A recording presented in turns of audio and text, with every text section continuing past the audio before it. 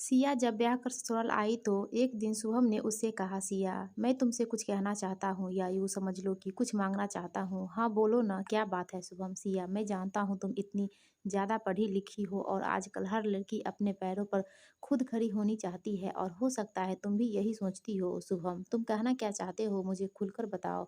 सिया, यदि हो सके तो तुम नौकरी मत करना। माँ का पूरा जीवन ही बीत गया सबके लिए करते हुए। मैं चाहता हूँ कि उन्हें भी अपनी बहू के आने के बाद थोड़ा आराम मिले। मैंने देखा है सिया, पहले हमारा संयुक्त परिवार था, चाचा चाची और सब के बच्चे साथ ही रहते थे। जब तक वे साथ रहते थे तब तक चाची हमेशा काम से जी चुराती थी और पूरा काम माँ के ऊपर ही आ जाता था। काम वाली ही क्यों नहीं लगाई शुभम। काम वाली तो सिर्फ बर्तन और पोछा करके करने के लिए थी, लेकिन घर में कितने काम होते हैं तुम तो जानती ही होगी। परिवार यदि संयुक्त है तब तो पूछो ही मत। माँ को हमेशा सबने बहुत ही हल्के में लिया था। सब उनसे अपना काम निकलवा लेते थे। माँ बेचारी कभी किसी को मना नहीं कर पाई। सिया, काम वाली तो हम और काम के लिए भी ही रख ही सकते हैं, लेकिन दिन भर यदि माँ को तुम्हारा साथ भी मिल जाएगा तो उन्हें भी अच्छा लगेगा। यह कोई ज़बरदस्ती नहीं है, यह केवल मेरे मन की बात है जो मैं चाहता हूँ। यदि तुम ऐसा नहीं करना चाहती तो कोई बात नहीं। माँ तो जब तक उनके हाथ पाँव चलेंगे सब संभालती ही रहेगी। सिया ने कहा, यदि ऐसी बात है तो मैं नौकरी के बारे में कभी सोचूंगी भी नहीं, मैं उनका पूरा ख्याल रखूंगी। शुभम ने खुश होते हुए कहा, थैंक यू सिया, लेकिन तुम घर से जो चाहो कर सकती हो, जिसमें तुम्हारी रुचि हो। सिया ने उसके बाद नौकरी के विषय में कभी सोचा ही नहीं। वह 10वीं के बच्चों की ट्यूशन लेने लगी। घर के कामकाज के बाद वह बच्चों को पढ़ाती थी और इसके अच्छे खासे पैसे भी मिल जाते थे। सिया घर का ख्याल भी रख रही थी और कमा भी रही थी। सास वीना और सिया बड़े प्यार से मिलजुल कर काम करते थे। इसी बीच वीना के छोटे बेटे मनोज का विवाह तय हो गया। मनोज को काफ़ी समय से आरती नाम की लड़की पसंद थी और दोनों शादी करना चाहते थे। जब वीना को पता चला तो उन्होंने शुभम से कहा। शुभम को लव मैरिज से कोई आपत्ति नहीं हुई। शुभम ने कहा, बस लड़की ऐसी हो जो हमारे परिवार में निभ जाए, तुम्हारी तरह सिया का हाल ना हो बस। ठीक है, चलो फिर करो तैयारियां। आरती और मनोज का विवाह हो गया। वीना केवल इतना चाहती थी कि जैसे सिया परिवार में घुल मिल गई है वैसे ही आरती भी घुल मिल जाए, लेकिन वैसा नहीं हुआ। छोटी बहू आरती सिया के एकदम अलग थी। आरती ने पहले दिन से ही अपना रंग दिखाना शुरू कर दिया था। वह बहुत कमज़ोर कामचोर थी। रोज़ आराम से सोच कर उठती, अपने कमरे से बाहर आती और डाइनिंग टेबल पर बैठ जाती। ऑफिस के लिए शुभम और मनोज के साथ अब आरती का भी टिफ़िन तैयार होने लगा। रात के खाने के समय भी आरती मदद करने नहीं आती थी, अपने कमरे में जाकर आराम करने लगती। सभी यही सोचते कि अभी नई है, सब सीख जाएगी। यह सब देख सास वीना के अंदर ज्वाला जल रही थी। वह महसूस कर रही थी कि सिया अकेली ही पिसती जा रही है। वीना घर की शांति भंग नहीं करना चाहती थी, लेकिन वह इस शांति के चक्कर में सिया के साथ भेदभाव भी नहीं होने दे सकती थी। वीना ने सोचा वह खुद ही आरती से बात करेगी। सिया की तरफ जब भी वीना देखती तो उसे उसके रूप में वह स्वयं ही दिखाई देती, कोल्हू के बैल की तरह जुटी हुई। एक दिन वीना ने आरती को आवाज़ लगाते हुए कहा, आरती बेटा ज़रा मेरे कमरे में आओ। आरती पहुंची और बोली, हाँ माँ बोलो ना, ऐसी क्या बात है। देखो आरती, हमारे घर में हम सब एक संयुक्त परिवार में रहते हैं और यहाँ पर सभी का कर्तव्य है कि सब मिलकर काम करें। किसी एक पर काम का बोझ डाल देना सही नहीं है। तुम्हें भी हाथ बटाना चाहिए। माँ, हाथ तो बटा रही हूँ, मैं ऑफिस जाकर बाहर का काम संभाल लेती हूँ और सिया जीजी घर का।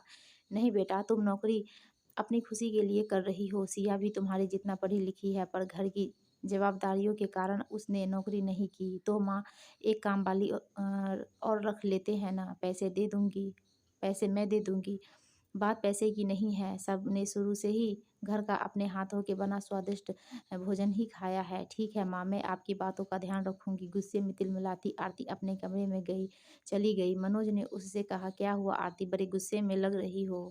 अब तुम्हारे घर में मुझे ताने मिलने लगे हैं, मैं काम नहीं करती हूँ। अरे तो काम वाली रख लो ना। हाँ, मैं भी कहा था माँ ने इनकार कर दिया। मैं बात करूंगा माँ से, तुम मूड ठीक कर लो। हफ्ता यूं ही गुजर गया। आरती ने वीना की बातों पर कोई ध्यान नहीं दिया। मनोज ने वीना से कहा, माँ, आरती कह रही थी कि आप काम की वजह से उससे नाराज है। मनोज, मैं नाराज नहीं थी, प्यार से समझा रही थी। एक के कंधे पर पूरा काम नहीं होना चाहिए। माँ, तो एक नहीं दो काम वाली रख लो। मनोज, तुम चिंता मत करो, मैं सब संभाल लूंगी। तब तुरंत ही सिया उसके पास आई और कहा, अरे छोड़ो ना माँ, आरती अभी छोटी है, बेटा यही गलती तो मैंने भी की थी, इसलिए सभी ने मेरा फ़ायदा उठाया। मैं हमेशा पिसती रही, वे सब अपने परिवार के साथ घूमते जाते रहे।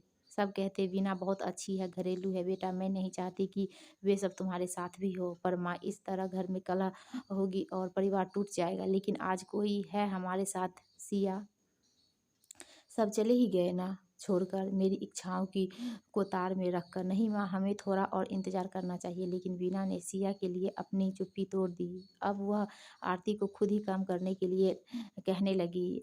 रात को वीना ने आरती को आवाज़ दी, आरती सिया को रोटियां बनाने में मदद कर दो और सब्जी ज़रा काट दो। आरती नाक मुँह चढ़ाकर ही सही कुछ दिन काम कर रही थी। फिर एक दिन चिढ़कर बोली, माँ मुझसे नहीं होगा, आपको कहा था ना माँ, काम वाली रख लो। अब रोज की कलह शुरू हो गई। मनोज हमेशा आरती की तरफदारी करता। एक दिन तो आरती ने अपना गुस्सा सिया के ऊपर ही उतार दिया और कहा, जीजी मैं सब समझती हूँ, आप ही माँ को भड़काती हो। सिया की आंखों से आंसू बह रहे थे। वीना का तो दिमाग खराब हो गया। उन्होंने कहा, आरती तुम गलत सोच रही हो। सिया ने मुझे कभी कुछ नहीं कहा, लेकिन मैं जिस चक्की में जीवन भर पिसती आई हूँ, उसी चक्की में मैं सिया को नहीं पिसने दे सकती। तुम्हें यदि ऐसा लगता है कि बिना किसी को मदद किए तुम सही कर रही हो, तो तुम मनोज को लेकर अलग रहने जा सकती हो। आरती ने तुरंत ही मनोज को आवाज़ लगाई, देखो हमें तो घर से निकाला जा रहा है। मनोज ने वीना से कहा, माँ मैं आरती का अपमान हरगिज सहन नहीं करूँगा। अगले 4-5 दिनों में मनोज ने रहने के लिए मकान ढूंढ लिया। आरती और मनोज को जाते समय सिया ने उसे रोकने की कोशिश की। उसने कहा, आरती प्लीज़ मत जाओ, हम मिलकर रहेंगे ना। नहीं जीजी, जहाँ शांति नहीं वहाँ रहने से क्या फ़ायदा। इतना कहकर वह मनोज के साथ चली गई। वीना टूटते परिवार को देखती रही। वीना का पति सुरेश शांत थे कि वे महिलाओं का आपसी मामला है। आरती अलग तो चली गई, लेकिन अब अकेले ही घर की सारी जिम्मेदारियां उस पर आ गई। दूध सब्जी सब उसे ही ध्यान में रखना पड़ता। वहाँ तो यह सब सिया देख लेती थी। आरती ने कुछ दिन शौक शौक में यह कर लिया, लेकिन अब उसको परेशानी होने लगी। काम वाली बाई ढंग से काम नहीं करती, उस पर भी नज़र रखनी पड़ती थी। खाना बनाने वाली के हाथ का खाना न मनोज को भाता न आरती को। कि वीना और सिया के हाथों का बना स्वादिष्ट खाना उसे दोनों को समय याद आता। मनोज को अब अपने परिवार की जुदाई बहुत खल रही थी। आरती भी कहाँ खुश थी। एक दिन मनोज ने कहा, आरती यह तो बहुत ही मुश्किल हो रहा है, काश तुमने थोड़ा समय लिया होता। माँ थोड़ी सी मदद ही करने को तो बोल रही थी, तुम भी तो थे न वहाँ, मुझे अकेले को दोस्त क्यों दे रहे हो। अब उन दोनों के बीच झगड़े शुरू हो गए।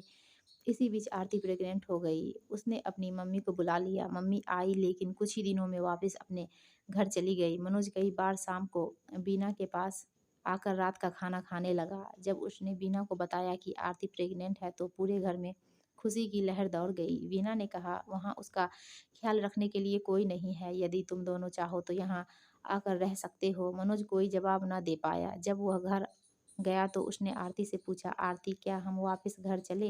ये क्या बोल रहे हो? अब इस तरह जाने में क्या हमारी पहले की तरह इज्जत रह पाएगी? मैं जाने के लिए तैयार नहीं हूँ। वीना और सिया जानते थे कि आरती का अभिमान उसे वापस नहीं आने देगा। उन्होंने हर रोज़ मनोज के हाथ आरती के लिए कुछ न कुछ उसकी पसंद की चीज़ें भिजवाना शुरू कर दिया। आरती ने फिर अपनी मम्मी को आने के लिए फ़ोन लगाना शुरू कर दिया। एक दिन आरती की भाभी जूली ने अपनी सास से कहा, मम्मी आरती दीदी गलत है, ऐसे में आप उनका साथ देंगी तो उन्हें कभी अपनी गलती का एहसास नहीं होगा। आरती की मम्मी ने कहा, जूली तुम ठीक कर रही हो, लोग कहेंगे माँ ने अच्छे संस्कार नहीं दिए। इसलिए जब आरती ने अपनी माँ को फ़ोन करके बुलाया तो उन्होंने आने से मना कर दिया। आरती का चेहरा उतर गया। आरती की तबीयत खराब हो गई। मनोज ने बीना से कहा, आरती बीमार है, उसे लेकर यहाँ आ जाओ, हम उसका पूरा ख्याल रखेंगे। मनोज ने आरती से कहा, माँ कह रही थी कुछ दिन के लिए यहाँ वहाँ चल कर आराम कर लो, तुम्हें क्या लगता है सबको छोड़ कर हम दोनों अकेले रह लेंगे? माँ पूरी जिम्मेदारी उठाने के लिए तैयार है। मनोज के इतना समझाने के बाद आरती मान गई और 15 दिनों के लिए वे घर आ गई। सभी बहुत खुश थे। वीना और सिया आरती का बहुत ख्याल रख रही थी। आरती हैरान थी कि उसकी गलतियों के बाद भी वे उसका कितना ख्याल रख रहे हैं। एक दिन उसने सिया से कहा, जी थैंक यू, आप लोग कितना कर रहे हैं मेरे लिए। सिया ने कहा, हम एक दूसरे का ख्याल नहीं रखेंगे तो और कौन रखेगा। आरती अब अच्छा महसूस कर रही थी और अब वह वापस अपने घर चली गई। बीच बीच में मनोज और आरती बीना के पास आते रहते थे। 9 माह के बाद आरती ने एक बेटी को जन्म दिया। 10 दिन के लिए उसकी मम्मी रेखा भी आ गई। बीना रेखा के जाने के बाद आरती को फिर से अपने घर बुला लिया ताकि देख-रेख में कोई कमी न रहे। बच्चा धीरे-धीरे 6 माह का हो गया। एक दिन आरती ने बीना से कहा, माँ अब मैं सँभाल सकती हूँ, मुझे जाना चाहिए। आरती, यह घर तुम्हारा है, तुम यहाँ रह सकती हो, कभी भी संकोच मत करना। आरती ने कहा, माँ मैं जानती हूँ।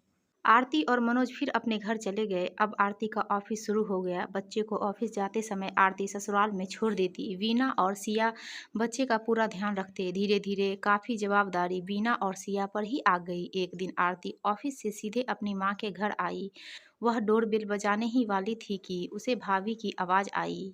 वह मम्मी से कह रही थी, गलती तो आरती दीदी की है, बच्चे की सारी जवाबदारी सिया भाभी और आंटी पर ही तो है। आरती दीदी तो बच्चे को छोड़कर सुबह ऑफिस चली जाती है। ये तो वह लोग बहुत अच्छे हैं मम्मी, जो दीदी के इतने खराब व्यवहार करने के बावजूद सब कर रहे हैं। अपनी मम्मी और भाभी का यह वार्तालाप सुनकर आरती की रूह काँप गई। उसका हाथ अपने आप ही डोरबेल के नीचे आ गया और वह उल्टे पाँव वहाँ से चली गई। वह रात भर सो नहीं पाई। उसे बार-बार वही शब्द कानों में सुनाई दे रहे थे। वह सुबह उठी तो उसने मनोज से कहा, मनोज मुझे घर ले चलो।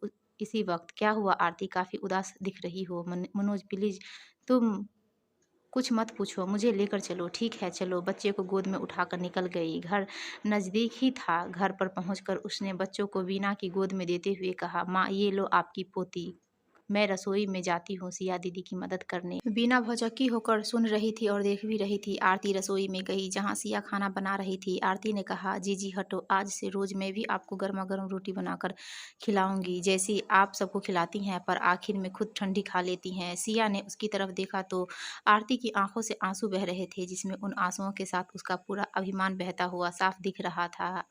आँखों में वह अपनापन था जो इससे पहले कभी नहीं दिखाई दिया था। सिया ने कहा, मेरी छोटी बहना पगली, रो क्यों रही हो? आज तो मेरी आरती बड़ी हो गई है, समझदार हो गई है। कहते हुए सिया ने उसे सीने से लगा लिया। बच्चे को गोद में लिए वीना रसोई के दरवाजे पर खड़ी यह दृश्य देख रही थी।